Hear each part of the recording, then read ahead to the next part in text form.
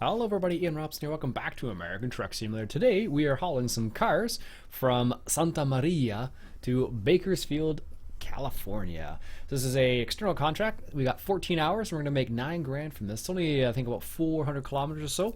We're rocking the Peterbilt 389. This is Viper's edition, not the in-game edition. So as you can see, I am already... Wow. There. Now you can see I'm already at the location. So let's go ahead and see if we can't get hooked up. So I do have the advanced coupling on, and I always forget how interesting it is to use the advanced coupling. I like the feature, but I don't like it sometimes, all at the same time. And I say that because sometimes it's very predictable, and other times it's not. So that's the reason why I say it like that. Alright, there we go. Straighten it out a little bit here. Use the mirror right here. See if we can't do that. That looks good. At least I thought it was good. You could use this too, actually. I don't know if that's what it's meant for or not, but... Oh, stalled. That's actually right. Look at that. Huh. There you go. But just a bit more aggressive apparently. Alright, let's go ahead and hook up here. Alright, 270 clicks. Let's get started. Do a quick little trailer check here.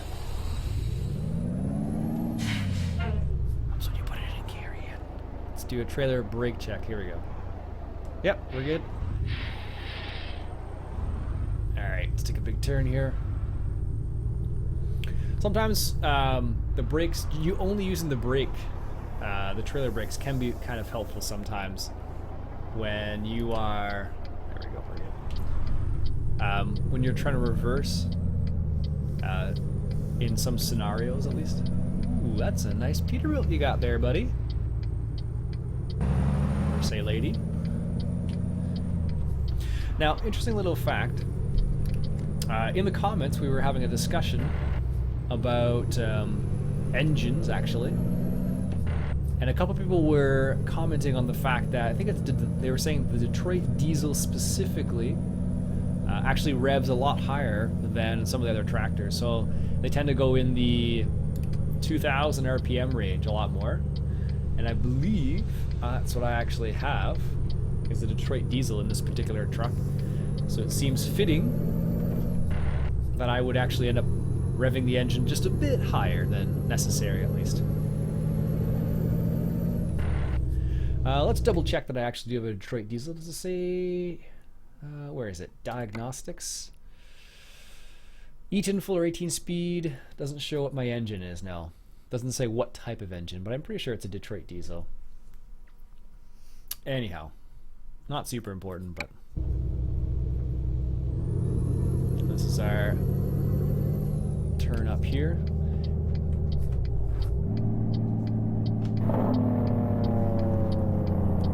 There we go. One thing I did notice is I'm on 1.5 open beta. So I am messing around with larger scale, the rescale essentially, and I really feel that they did a great job on it. Because like sometimes some of the little things that you don't notice, I didn't notice before, I'm noticing now because, whoa, really buddy, come on. I didn't notice before,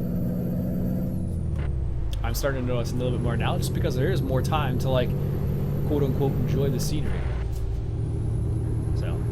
Also, in light of that conversation we had about the RPMs and the engines and whatnot, I'm trying to shift or float the gear at a lower RPM rather than at a higher RPM.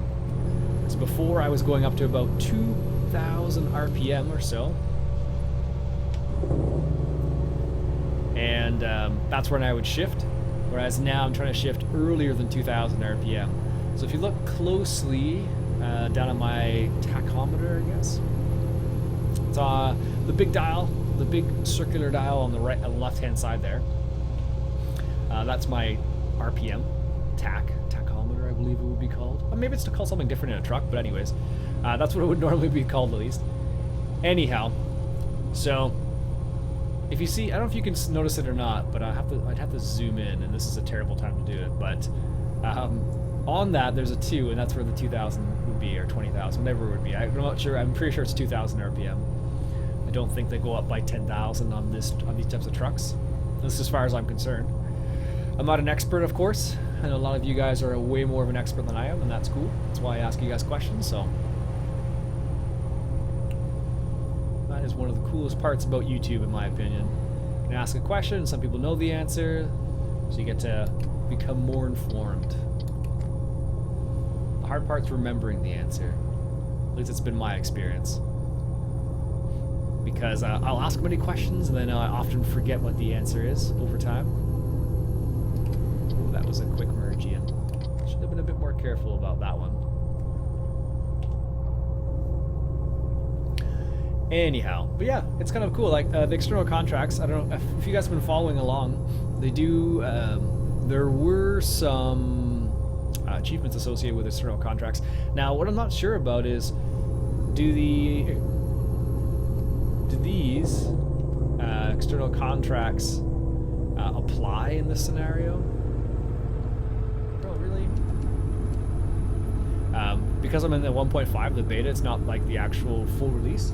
So I think it may not, they may not fully apply in this context. So I might be doing an external contract for no apparent reason, which is fine. It's always interesting to try some of the other aspects of the game. There we go. Let's put the cruise control back on here. Nice. It definitely feels a lot more like the turns don't feel so like narrow, and I don't feel like I'm gonna hit the guardrail every single time. I still drift a lot because I'm looking around and enjoying the scenery. Like in this game, I can't feel like the truck drifting as you could in real life. A lot of people have mentioned this before, like you can't feel like the weight of the truck when you're going through the gears, and you can't feel the weight of the truck when you're going downhill and stuff, which is, you know, a limitation of the system in this context. So it's unfortunate, but it's the way it is. We can't really get around that very much, in reality at least. Because unless you're, like, I don't know, like maybe if you use some of the like really hardcore simulation systems, like I know there's chairs that will move around when you're driving them. I know there's one guy I saw who had a crazy setup for Dirt Rally, and he had like Oculus Rift, and like the chair would move around and stuff. He had a handbrake and some craziness like that. Like, I don't know, I'm not that hardcore. Like, I don't have well, I kind of do have just a gaming rig now, just based on like time, because I do have a second computer, but it's kind of like my work computer, or has become my work computer at least. But I can game on it technically. Some of the older games, it depends on the game, of course. Like some of the older games, like for example, what's a good example? Farm Sim 15. I played it for a long time on that computer. I haven't tried 17 on it, but it might still work. So, but for some of the newer stuff like Oculus Rift and like VR stuff, you need a super duper computer. It's ridiculous what you actually need for that. And the biggest reason behind it is actually because of when you perceive like frame rate, let's say with your eyes in real life, it's like indistinguishable. There's no like drop into frames. Whereas with VR, when you turn your head, you're expecting what you see to move at the same speed as when you move your head, but it's not the case if you don't have a high spec computer, and that can actually cause like nausea and stuff like that. So you have to be pretty careful in that realm, because if you don't have the appropriate setup, you're not going to be able to get it done properly. Oh, that's a nice little screenshot. We'll get one right there, right by the orchard as we're driving by. See if we can't get one by the orchard. Pull a Farmer Beavis here. What does he do? There we go. And we'll make it so we can see the depth, saturation. I don't want saturation. I want the blur strength. There we go. And the field of view, that's good. Focusing plane. Make it go all the way to the back. Perfect. as fancy as I'm going to get for that. But, yeah, I don't know. Lots of crazy things happen with VR. I believe, actually, American Truck Simulator and European Truck Simulator both have support for... We're going through that late. No questions asked. Anyways, they both have support for VR, as far as I know. I think it's just in beta. It's not like a full Oculus Rift support right off the bat. I believe it's just beta, so.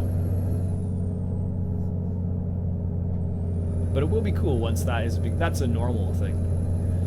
I have seen some recordings of Oculus Rift. I've seen some people stream it on Twitch, which has been kind of it's been interesting to see, because like the way what you see and what the stream will see is like completely, it doesn't feel the same at all, because where the lens for you is versus where it is like for the person watching is like not in the same spot at all. So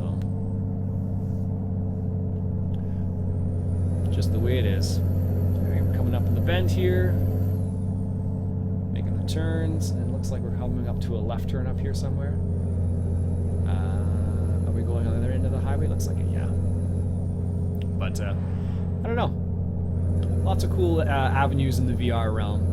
Lots of the first-person shooters are going VR as well, which has been pretty cool.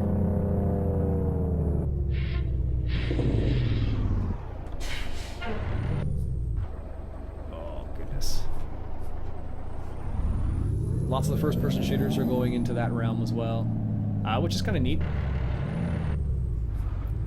Guy messed up my rhythm. Alright, we're going onto the highway here.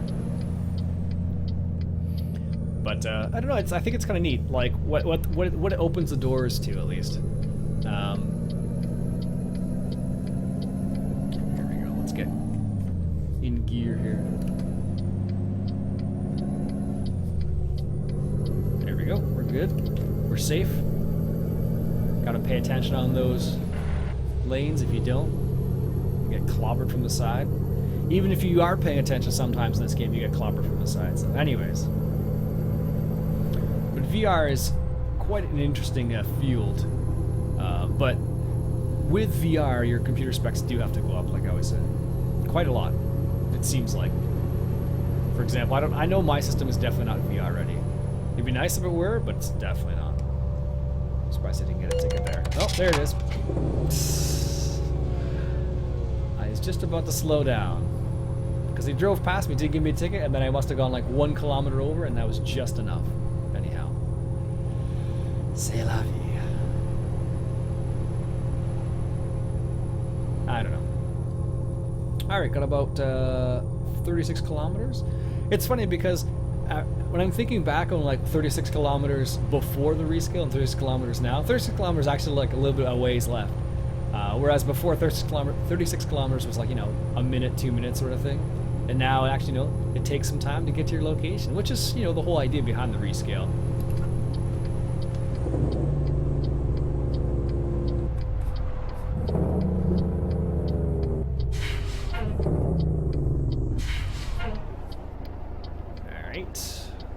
Drop down to the low gears here.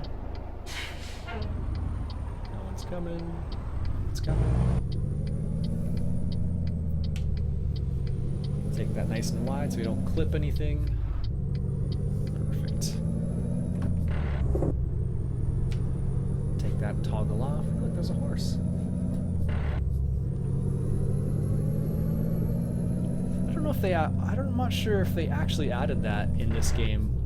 Transporting livestock or not. It would be curious if they added some of that type of stuff where it's like I guess they kind of did in this game where they have like what would it be, poisonous or chemicals or explosives and stuff like that. They added that, but they haven't really. I don't know. I'm not sure if they added animals or not. I don't think so. I know they have hay and grain, but I'm not sure about the animals specifically. So. This is our turn coming up here.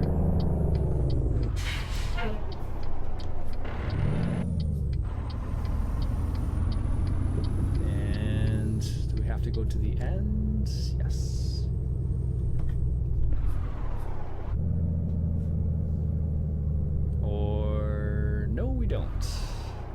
lot of road, Iain.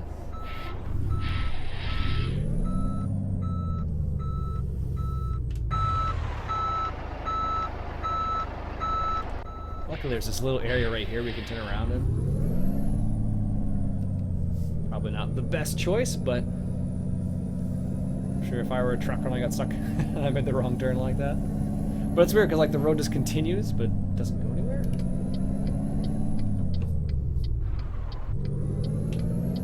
Oh well. Wouldn't be the first time I've done something like that.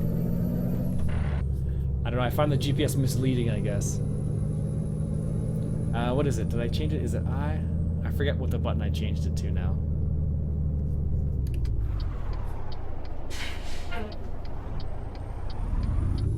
Alright, it's the Rail Expo, I believe. Rail.